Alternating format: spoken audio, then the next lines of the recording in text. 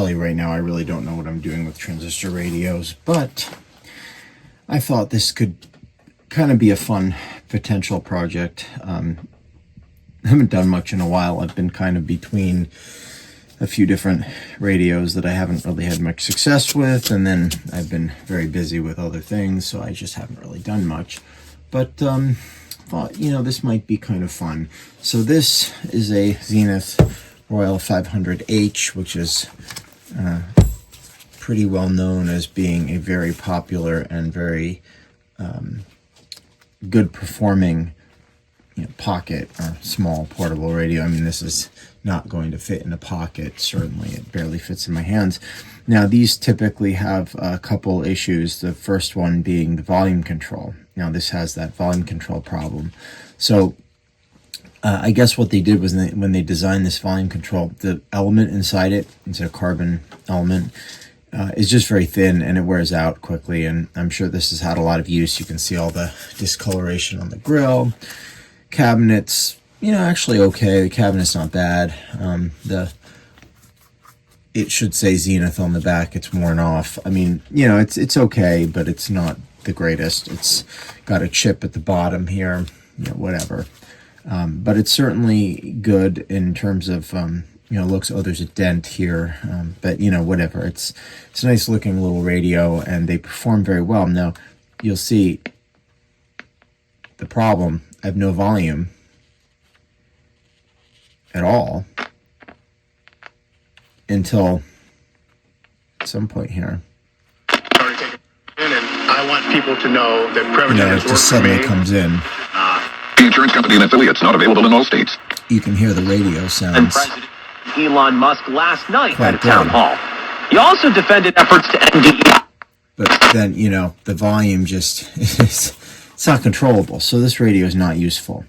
However, I'm going to try and replace the volume control with a replacement. Now, you can't buy that volume control anymore, but you can buy something like this, which is very similar. This is a, I don't even know the part number. I had a part number on it. SC Company, type B14. Now, I've had luck with these. Apparently, these work. So, we're going to take this set apart. You'll get to see what it looks like inside. I'm going to just unscrew it right now. Much better. I'm embarrassed to say, probably about 4 of these in different colors. I've got a black one, which was actually one of my first radios that I bought. I got it at a tag sale when I was about, 8 years old. Got a white one in its presentation box, gift box. I mean, that one's barely been used, if at all. And then I've got 2 other gray ones, or 3 other gray ones. I don't even know. I have so many of these. They just appear, and I know they sound good and work well, so I just buy them and put this on this so I don't scratch the front of it. These are like the perfect radio to give as a gift because they're not expensive. They work really, really well. Oh, I should probably take the batteries out, right? That would help. And they look really cool. And, who doesn't need a radio for, power outages or storms or, maybe you want to keep something in your car in case you get stranded and you need to listen to, the finest of AM broadcasts. So, there's a lot of reasons to have one of these. And like I said, just one more screw here. It's a Phillips, of course. The other thing about these radios is a lot of people will say, oh, you got to recap them all. Change all the capacitors. Well, as you just heard, this one performs just fine. So there's no need to do that. And most of these, these caps, they're such low voltage, 4.5 volts. Yeah, maybe they're not quite, the ESR might not be quite, right. But really, you're going to change capacitors to basically not really improve their performance and waste your time and spend $5 of parts to, do what exactly? Come on, you can do it.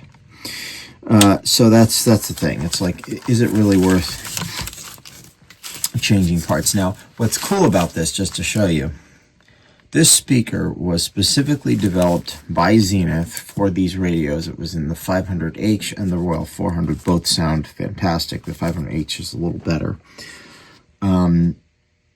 You know, so the other thing about these, just to show you, is the transistors are socketed. You can see the sockets here below.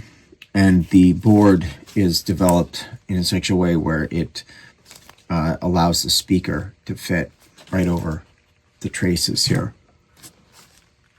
Let's see about getting this knob off. Come on, you can do it. There we go. Off. Actually, what would make sense is to unsolder it first. That would probably be smarter. So I'll flip this around. Here's your 3 little terminals. The first one is this little wire here that goes right to the circuit board. The second one is the green wire. And the third one is this gray wire. So I'm going to go ahead and we'll just unsolder these.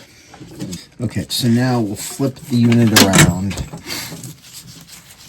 and we will actually swap out the control. I'm hoping it'll work after this. We'll find out for sure. Okay.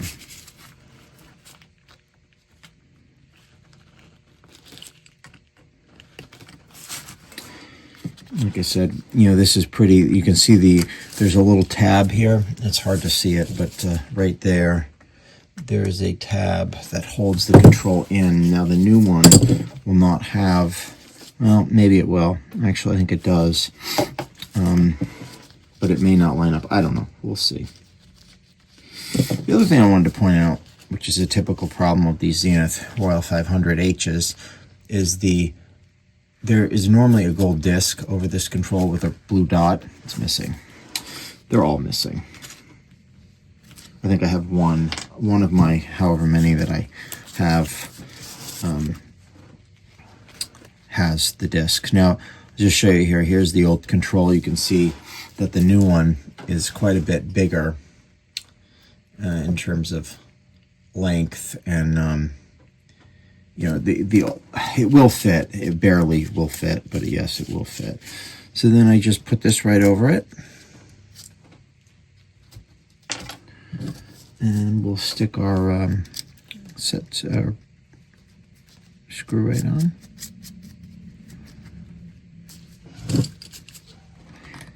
The real question is, will this go back in its case or not? Okay.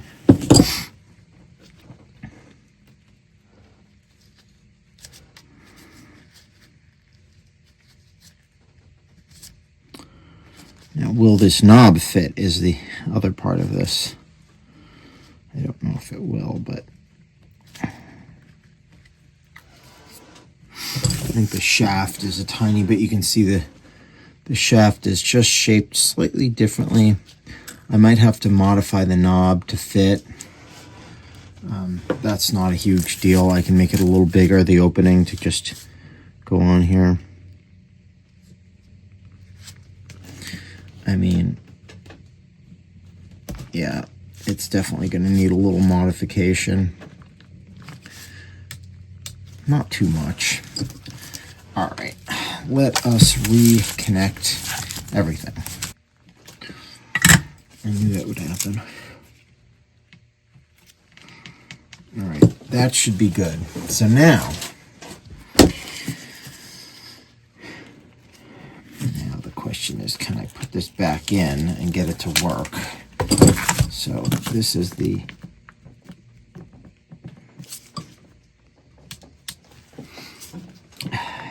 this is going to be, I think,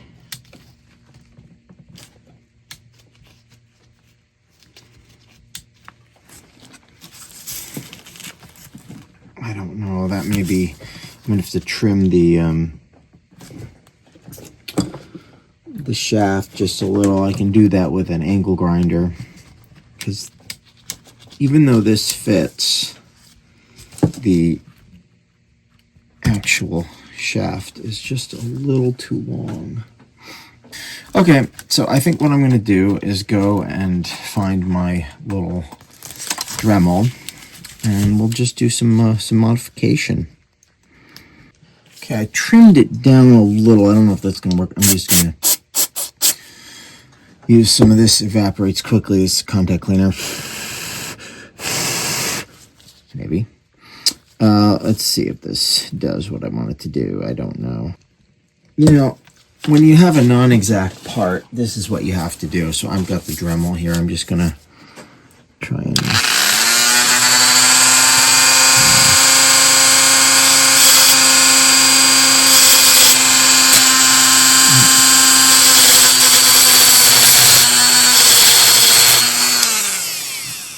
I don't know. Like I said, non-exact part. You can't really be fussy. You just have to live with it. It is what it is. It is also crooked. Let's see if we can trim the top part off.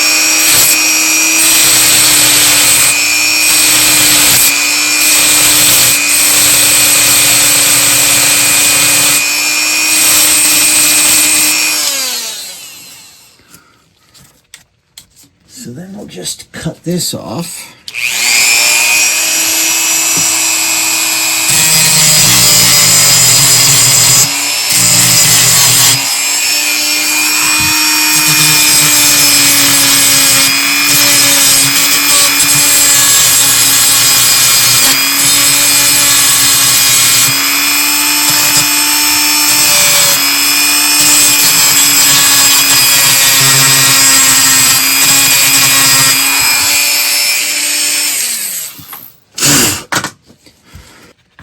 Let's put this back together, see what we've got.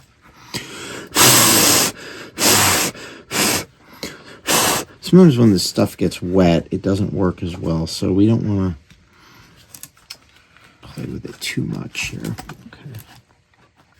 What I might also be able to do, just thinking about it, is stand that volume control off just a little more. That might help it, because that's the other problem that we're facing. So I think let's try that. I think we got two problems. The first one being that this little thing, is hitting. So that could probably be worked on. But then the other problem is this is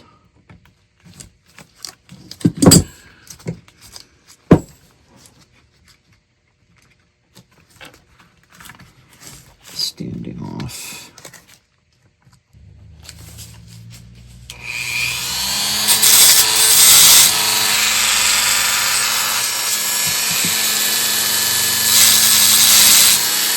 Let's try it. Let's see if this now goes in the way it's supposed to. Like I said, when you don't have exact parts, this is what you go through to get this to work.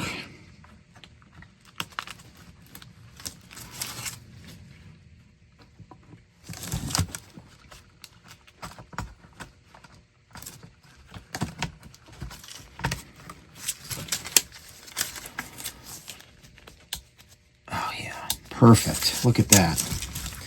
So now that we have something, we'll just put this stuff back together.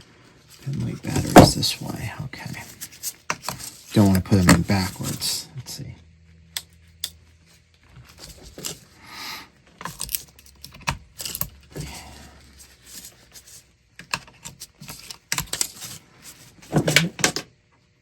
Negative and then positive here.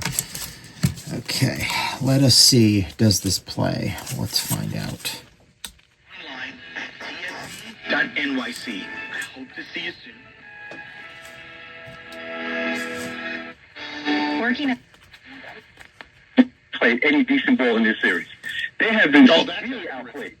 Listen, for the minute and a half or so that they went into. So you don't have zero volume.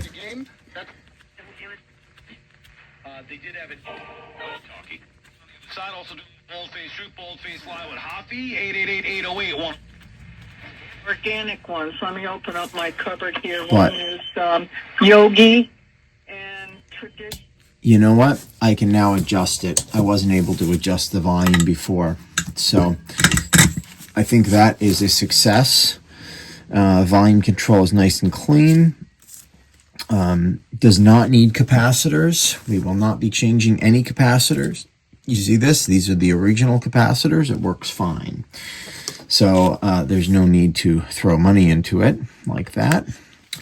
So let's get the back on, and we will call this one fixed. Non-recyclable plastics around unless they're properly disposed of, and I don't know what that is except shooting them into space.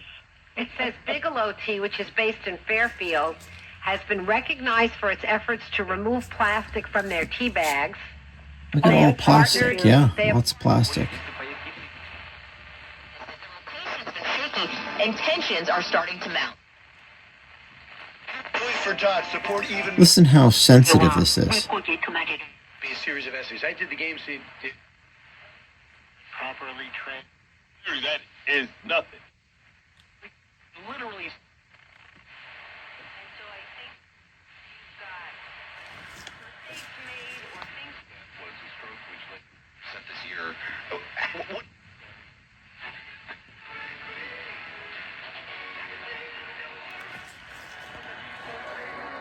Got some John Parr, which we can't play. Called for a worldwide ban on surrogacy. This is the Catholic radio, which I'm sure they're very disappointed because the Pope recently passed away. Anyway, I think we've got a working radio, and it looks good, it sounds good, volume control works fine. So here we go. That was a success. I'm happy with this little guy. Not normal video, but you know, like I said, got to try something different once in a while, and this is something different for sure.